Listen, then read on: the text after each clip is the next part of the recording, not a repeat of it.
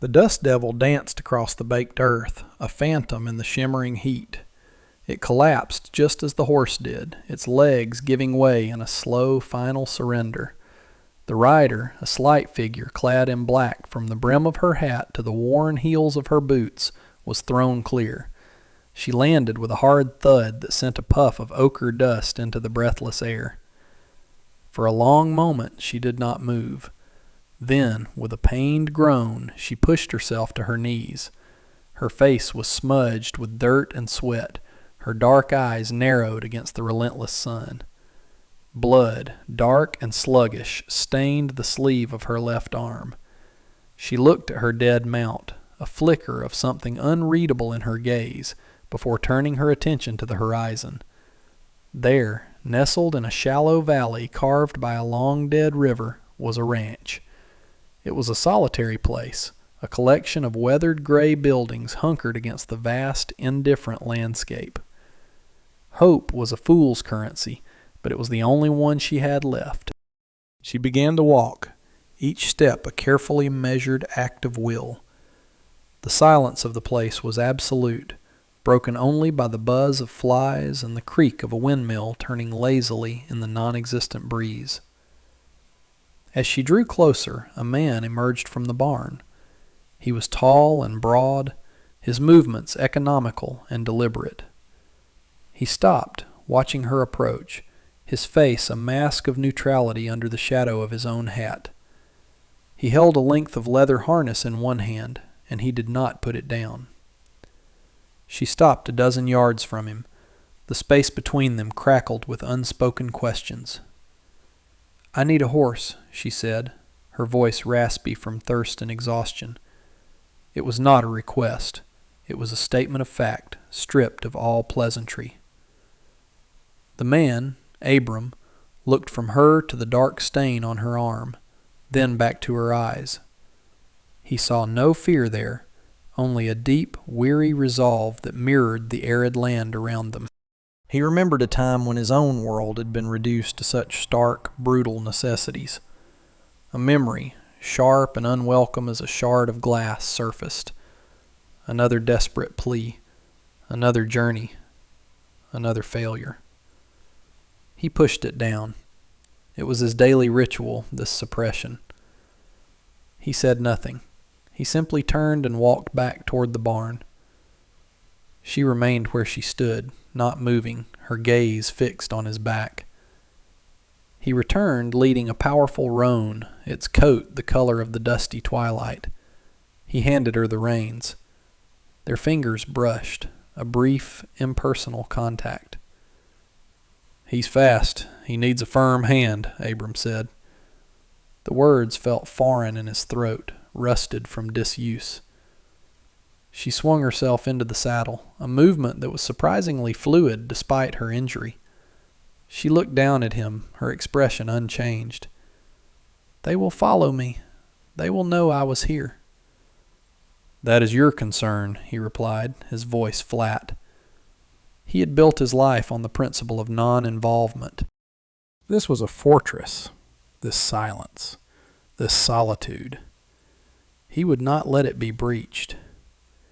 She held his gaze for a second longer, a flicker of something, curiosity perhaps, or recognition, in her dark eyes. Then she turned the roan and spurted into a gallop, riding not east toward the mountains, but south, deeper into the unforgiving plains. Abram watched until she was just a dark speck swallowed by the immense, sun-bleached emptiness. He turned back to his work, to the familiar weight of the harness in his hand, to the predictable rhythm of his solitary life. But the dust she had kicked up still hung in the air, and the silence she left behind felt different now. It was heavier. The woman was gone. The dust settled. Abram returned to the rhythm that had governed his life for 10 years. The sun rose, he mended the fence. The sun beat down, he drew water from the well. The sun set. He ate a solitary meal in the quiet house. Each task was a bulwark against the tide of memory. Mending the fence was not about keeping the cattle in. It was about the simple, repetitive motion of wrapping wire, the bite of the tool in his hand, the focus required to keep the line taut. It was a prayer of forgetting. He ran a hand along the top rail of the corral, his gaze falling on the empty space where the roan had stood. A void. The house was full of such voids. The empty chair at the kitchen table, the hook by the door where a woman's shawl had once hung, the quiet corner of the main room where a child's laughter had once echoed off the wooden walls. He could feel the memory pressing at the edges of his consciousness, the image of a wagon, its wheel shattered, lying on its side in a dry creek bed.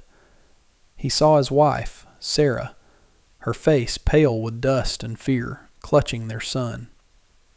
He had told her it would be safe. He had promised. But the land they were forced onto was unforgiving, and the help he had ridden for had come too late.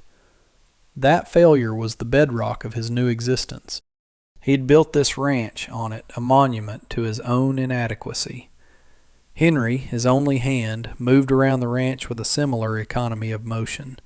An older man with eyes that had seen too much, and a mouth that said too little. He understood the language of Abram's silence.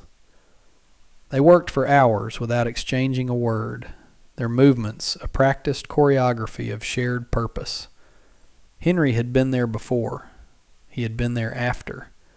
He never spoke of it, but his presence was a quiet testament, a single, unwavering point of loyalty in a world that had proven treacherous. "The well is low," Henry said that evening, his voice raspy as he cleaned a saddle. It was the first thing either of them had said all day. Abram nodded, staring out the open barn door at the deepening purple of the sky. "It will rain." "Perhaps." Henry didn't look up. He knew Abram wasn't talking about the weather. He was talking about hope, a thing Abram claimed to have buried long ago. The arrival of the woman had stirred something. It was like throwing a stone into a still, stagnant pond. The ripples were spreading, disturbing the carefully constructed peace. Abram walked back to the house, the weight of the day pressing down on him. Inside, the silence was a physical presence. He lit a single lantern, the small flame pushing back a circle of darkness, but leaving the corners of the room in shadow. He saw the woman's face again, her dark, resolute eyes.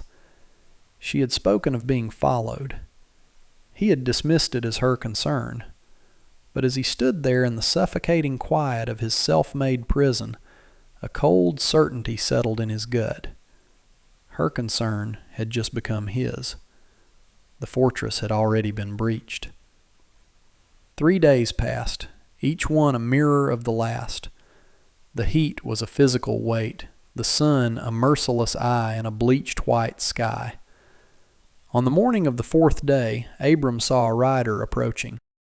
It was not the cloud of dust that signaled a posse, but a single, deliberate figure. It was the woman. She rode the roan not with the frantic urgency of her departure, but with a steady, controlled pace. She dismounted by the corral, the horse lathered but not spent. She had cared for it. Abram walked out to meet her, his expression unreadable.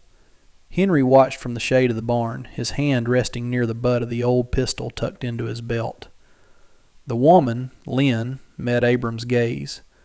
The wound on her arm had been cleaned and bound with a strip of dark cloth.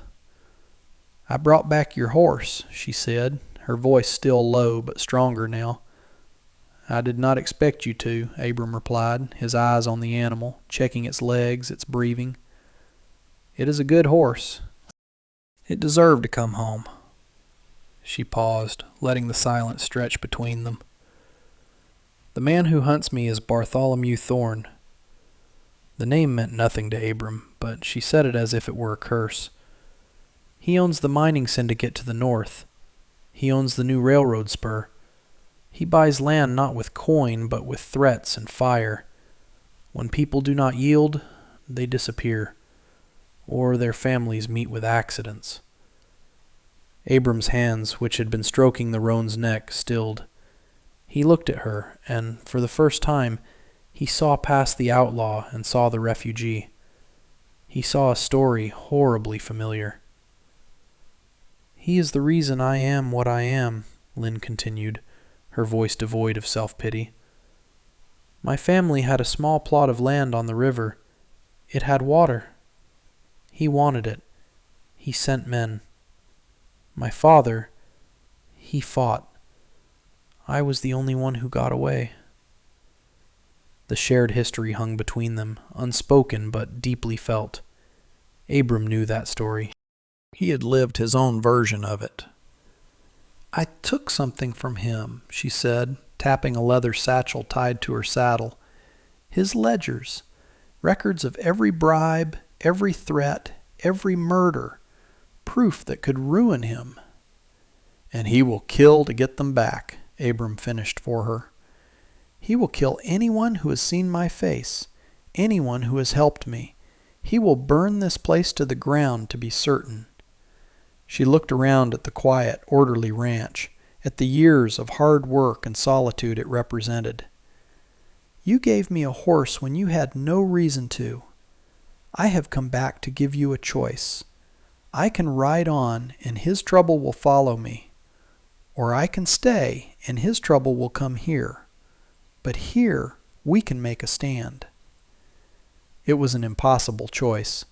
To send her away was to condemn her, and to let her stay was to invite the destruction of the one thing he had left.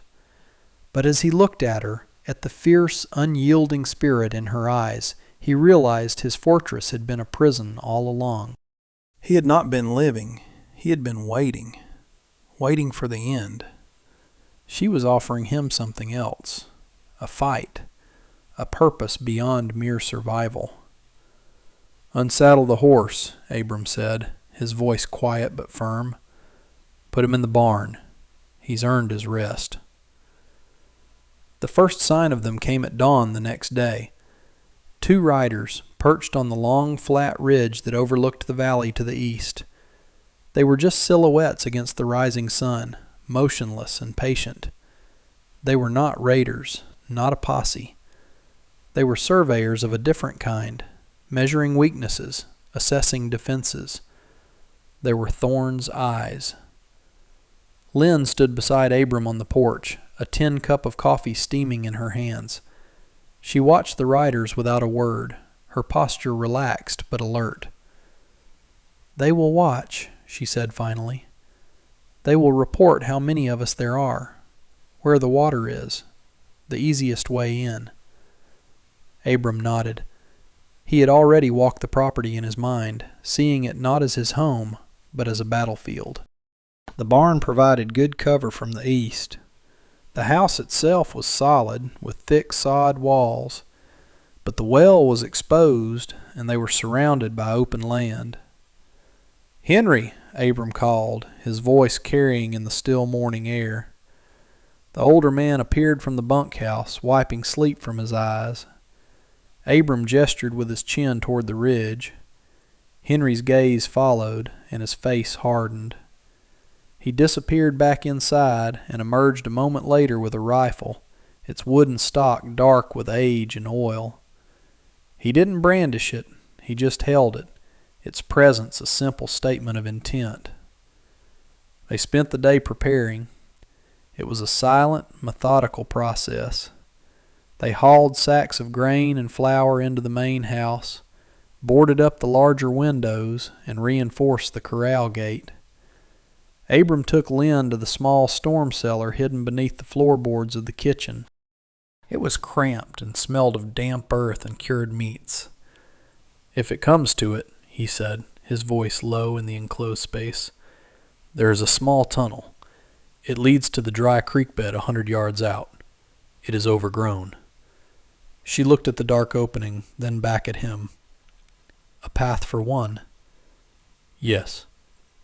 He did not need to say more. Later, as the sun began its descent, casting long shadows across the valley, Abram introduced a new ranch hand he'd hired a few months prior. Marcus was younger than Henry, with a quick smile and an eagerness that always seemed slightly out of place in the quiet austerity of the ranch. He was a hard worker, but his eyes were always moving, taking everything in. "Marcus, we have trouble coming," Abram said, keeping his explanation brief.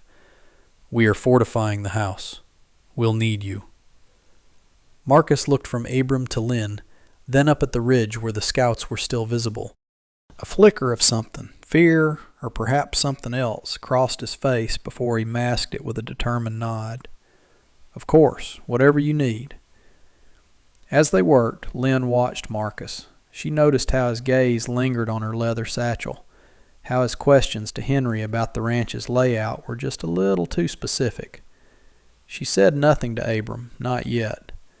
Accusation was a heavy stone to throw, and she wanted to be certain of her aim. That evening, as they shared a meal of beans and dried beef, the four of them were a strange, temporary family forged by a common threat. The silence at the table was different from Abram's usual solitude. It was a shared silence, thick with tension and the unspoken understanding of what was to come. The riders on the ridge were gone, vanished with the daylight, but they all knew they would be back. Thorne was not a man who rushed. He was a predator, and he was circling. The following day, Abram made a decision that broke a decade of self-imposed exile. He knew 4 people, however competent, could not stand against the force Thorne would eventually bring. There was only one other power in this part of the territory that did not bend to Thorne's money or fear his name. He saddled his second-best horse, a sturdy buckskin, before the sun was fully up. Lynn met him by the corral, the ledger-filled satchel slung over her shoulder. "Where are you going?" she asked. "To see an old neighbor," Abram replied, checking the cinch.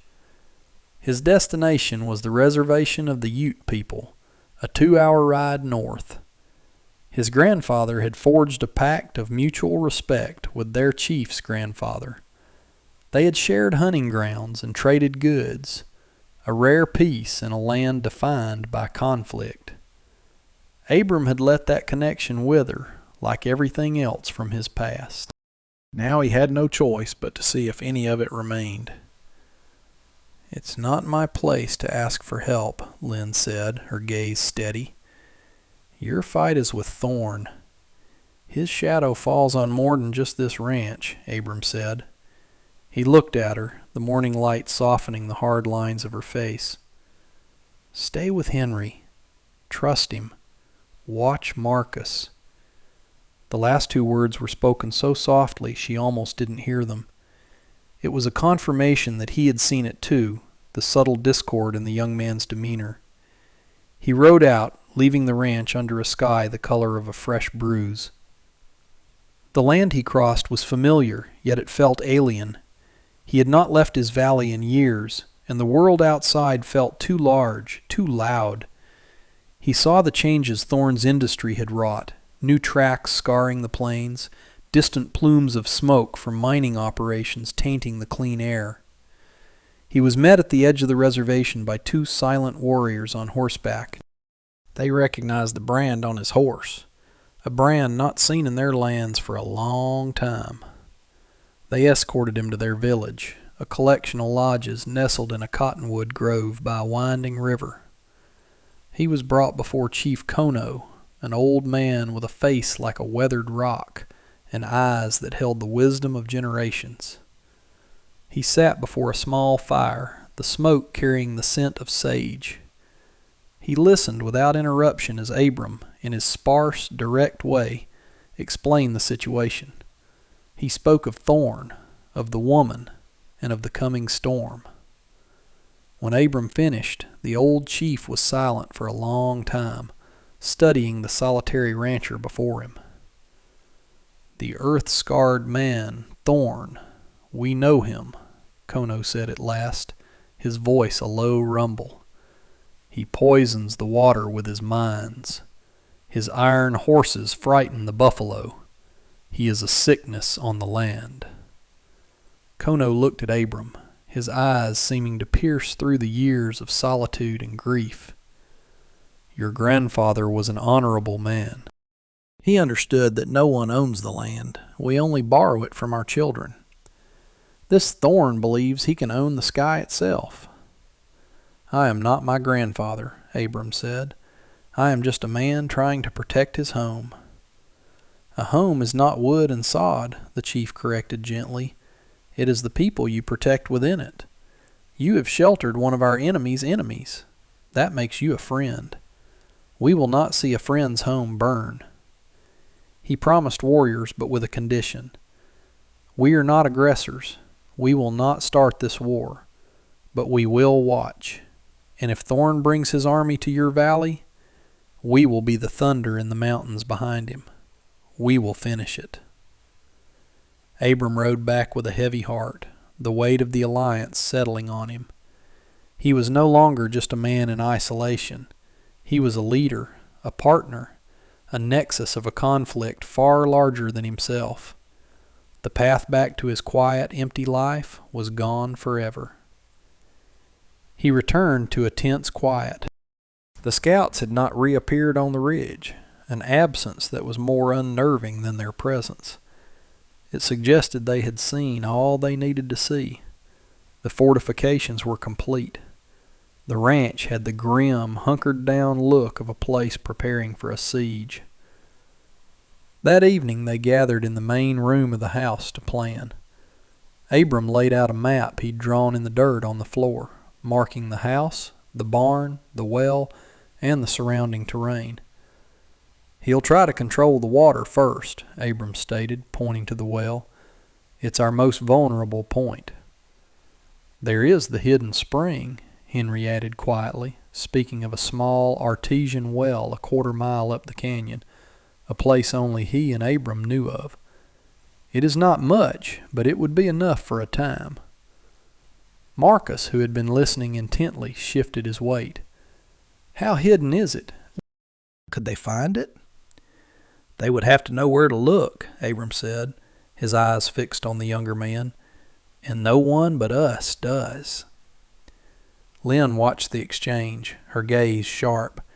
She saw the way Marcus's eyes darted away from Abram's, the slight, almost imperceptible tightening of his jaw. The pieces were clicking into place. She knew the nature of men who served masters like Thorn. They were driven by greed or fear, and Marcus had the look of a man motivated by both. The meeting concluded with a shared understanding of their defensive positions. Abram and Henry would take the house. Lynn, being the superior marksman, would use the barn's hayloft as a sniper's nest, giving her a commanding view of the valley. Marcus was assigned to the bunkhouse, tasked with watching the western approach. Later that night, as a sliver of moon cast a pale, skeletal light over the land, Lynn could not sleep. She sat in the darkness of the barn's doorway, cleaning her pistol with practiced, methodical movements. The air was still and cool. A coyote called from the hills, a lonely, mournful sound. She saw a shadow detach itself from the bunkhouse. It was Marcus. He moved with a furtive quickness, keeping to the deeper shadows, heading not towards the main house or the corral, but east, towards the ridge. He was a ghost, swallowed by the night. She did not follow. She did not raise the alarm. A direct confrontation would only make him more cautious. Instead, she waited. An hour later he returned, slipping back into the bunkhouse as silently as he had left. The next morning he was the first one awake, performing his chores with a slightly overwrought diligence. When he spoke, his voice was a little too loud, his smile a little too wide. Lynn caught Abram's eye over her morning coffee. She gave a slow, almost imperceptible shake of her head. He understood. The enemy was not just on the ridge. A part of it was already inside their walls. The trust, so tentatively offered, had been betrayed. The waiting game had just become infinitely more dangerous. The attack, when it came, was not one of fire and fury, but of slow, deliberate strangulation. 2 days after Marcus's nocturnal journey, a team of Thorn's men, a dozen of them, rode calmly into the valley. They did not approach the ranch. Instead, they went directly to the well. With methodical efficiency, they dynamited it. The explosion was a dull, echoing boom that shook the very ground, a declaration of intent more powerful than any gunshot. A geyser of mud and splintered wood erupted into the sky, and then silence. The well was gone. Abram, Lynn, and Henry watched from the cover of the house, their faces grim. "He knew," Henry stated, his voice flat. "It wasn't a question. He knew exactly where to hit us." Marcus, standing with them, had the decency to look pale. "They must have scouted it." "They scouted the ridge," Lynn said, her voice cold as iron, her eyes locked on Marcus. "Not the well." Abram said nothing, but the look he gave Marcus was heavy with condemnation. The betrayal was now laid bare. They were forced to rely on the hidden spring. Each trip was a risk, a tense journey under the unseen eyes of Thorne's men, who now occupied the ridges on all sides. The siege had truly begun. The days bled into one another, a monotonous cycle of heat, dust, and tension. The sun was a relentless hammer, beating down on the small patch of land, wilting the grass and cracking the earth. The constant watching wore on them, fraying their nerves. It was during this period of oppressive waiting that the walls around Abram began to crumble. One evening, he found Lynn by the corral, staring out at the sunset. The sky was a brilliant, bloody canvas of orange and red. For a long time they stood in silence, a comfortable quiet that had grown between them. "You never speak of them," Lynn said softly, not looking at him. "Your family." Abram's jaw tightened. It was a door he had nailed shut and barricaded a decade ago. "There's nothing to say." "Saying nothing is still saying something," she countered gently. "It says the wound is still open." He turned to face her, his eyes shadowed. A memory rose unbidden. Sarah, laughing, her hair catching the sunlight as she held their son, his small hand wrapped around Abram's finger. The pain was as sharp and immediate as it had been on the day he lost them. He had responded to that pain by becoming a ghost, by numbing himself to the world. He saw now, in the reflection of Lynn's perceptive gaze, the terrible cost of that choice. He had not been honoring their memory. He had been erasing himself. He walked back into the house, leaving her by the corral. He went to a small locked chest in his room. He opened it and took out a single dog-eared photograph, the only one he had. Sarah and their boy, smiling for the camera, a moment of happiness frozen in time. He looked at it for a long time, allowing the grief, the guilt, the love to wash over him, not fighting it for the first time in years. Then, with a steady hand, he placed the photograph face down in a drawer and closed it. It was not an act of forgetting, but of acceptance, a quiet acknowledgement that the past was a part of him, but it did not have to be his entire future. A slow, mournful melody began to play, a single guitar note hanging in the air as he walked back outside, the weight on his shoulders feeling, for the first time, a little lighter. The morning broke, gray and oppressive. The sky was the color of lead, promising a storm that would not come. And with the dawn, they came.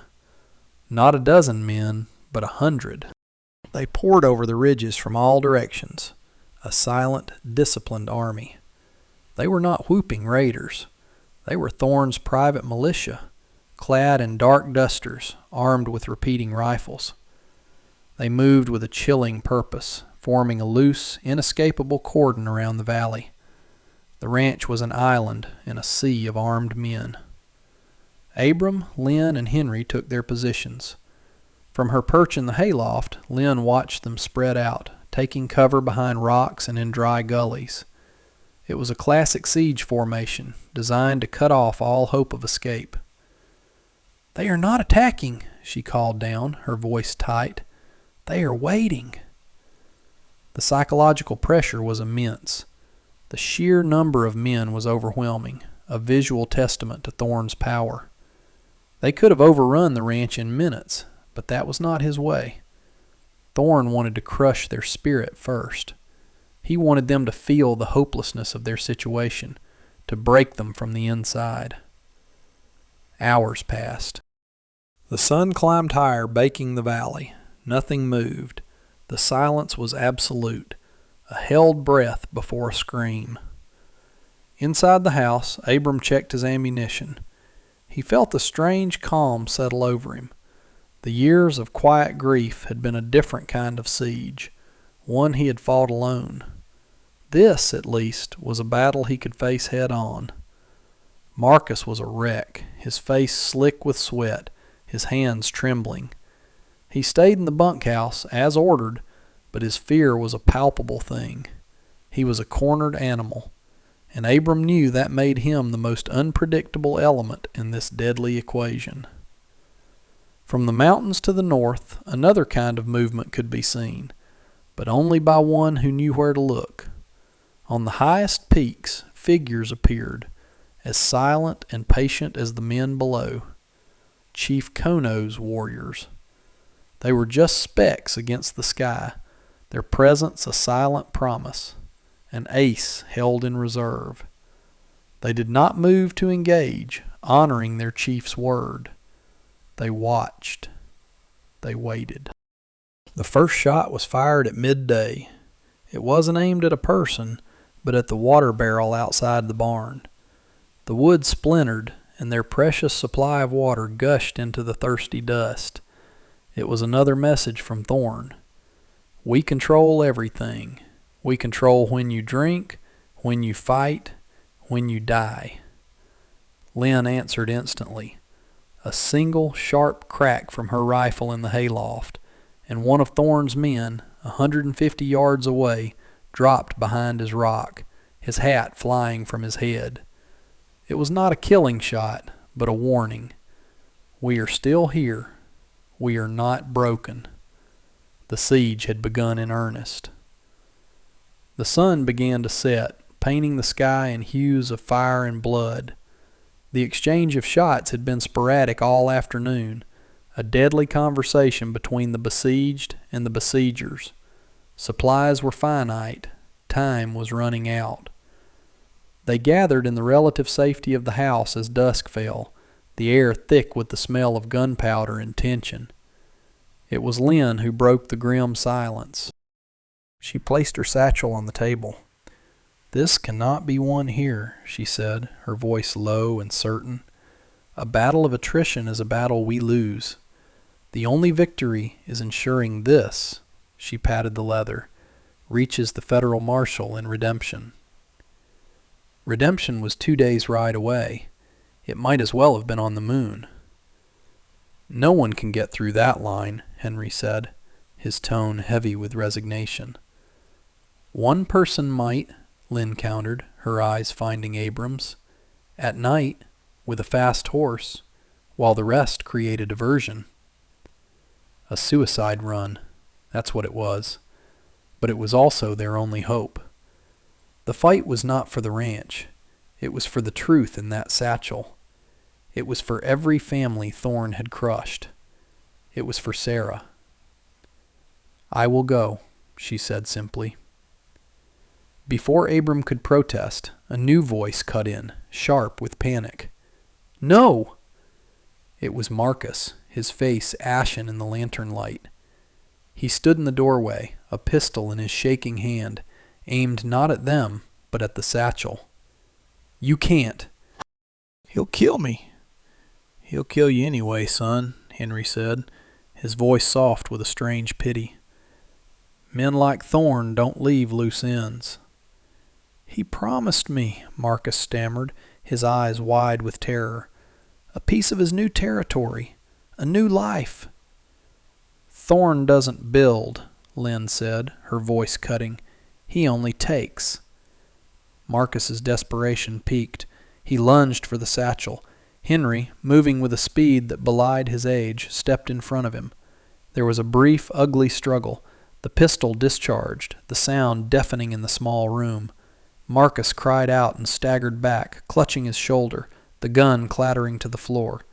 Henry stood firm, his expression grim, a dark stain spreading on his own side. He had taken the brunt of the impact to shield Abram. "Go," Henry grunted, leaning against the wall. "Create the diversion. I'll watch our guest." Abram looked at the loyal old man, then at Lynn, his heart a cold, heavy stone in his chest. He had spent a decade avoiding connection, and now he was faced with losing the only two people who had broken through his walls. He picked up the satchel and pressed it into Lynn's hands. He took her by the arms, his grip firm. He looked into her eyes, seeing not an outlaw, but a warrior. "Go," he said, his voice thick with an emotion he could no longer name. "Live." It was a plea, a command, and a benediction all in one. It was the selfless act he had been unable to perform 10 years ago. He was finally letting go. The night was moonless, a perfect shroud of black. The plan was simple, brutal, and hinged on fire. Abram dragged hay bales to the western edge of the corral, dousing them with kerosene. He worked with a cold, detached focus. This was not an act of rage, but of necessity. This was surgery. He was cutting away the past, burning it down to save the future. He gave Lynn a signal, a single, low whistle. On the far side of the barn, she mounted the roan, the horse sensing the urgency, its muscles tense beneath her. He lit a match. The flame seemed impossibly bright in the darkness. He tossed it onto the hay. The world erupted in a whoosh of orange flame. The fire caught instantly, climbing high into the night sky, a sudden, violent beacon. Shouts of alarm rose from Thorne's men, their attention immediately drawn to the western flank. As the fire spread, jumping to the corral fence, Abram opened fire, not at the men, but at the lanterns in their makeshift camp, plunging them into deeper confusion. The diversion was working. On the opposite side, Lynn spurred the roan, bursting from the shadows of the barn and streaking across the dark valley floor like an arrow shot from a bow. She was a ghost in the night, a fleeting shadow against the distant firelight. A few stray shots followed her, but they were wild, undirected. She was through the line. Abram fell back to the house, the heat of the fire at his back. Now came the hard part, survival. Thorne's men, realizing the ruse, began their assault. They advanced on the house, their discipline returning. Bullets tore through the wooden walls. A shot caught Abram in the leg, sending a searing pain up his side, and he fell. He scrambled behind the heavy oak table, reloading his rifle, his movements precise despite the agony. He fought with a clarity he hadn't felt in years. He was not fighting to die. He was fighting for her, for Henry, for the chance of a dawn he might live to see. As Thorne's men closed in, a new sound joined the cacophony of the firefight, a high, ululating cry from the mountains. It was a sound that struck a primal fear into the hearts of the attackers. On the ridges, fires bloomed, mirroring the blaze at the ranch, and then they descended. Chief Kono's warriors swept down from the hills, a wave of silent, deadly vengeance. Thorne's men had pressed the attack, bringing the war to Abram's door, and in doing so had fulfilled the chief's condition. The besiegers became the besieged, caught between the rancher's defiant stand and the wrath of the mountain. The tide of the battle turned, swift and brutal. The fight for the valley was over. Weeks later, the slow work of rebuilding had begun. The scars of the fire were a dark reminder on the land, but new lumber had been laid for the corral, and the air smelled of fresh-cut pine instead of ash. Henry, his arm in a sling and a permanent limp, directed the work with his usual quiet authority. Marcus was gone, handed over to Kono's people to face their justice. The federal marshal had come and gone, his face a mixture of shock and gratitude as he reviewed the contents of Lynn's satchel. Warrants had been issued. Bartholomew Thorne's empire of greed, built on the bones of countless families, was beginning to crumble.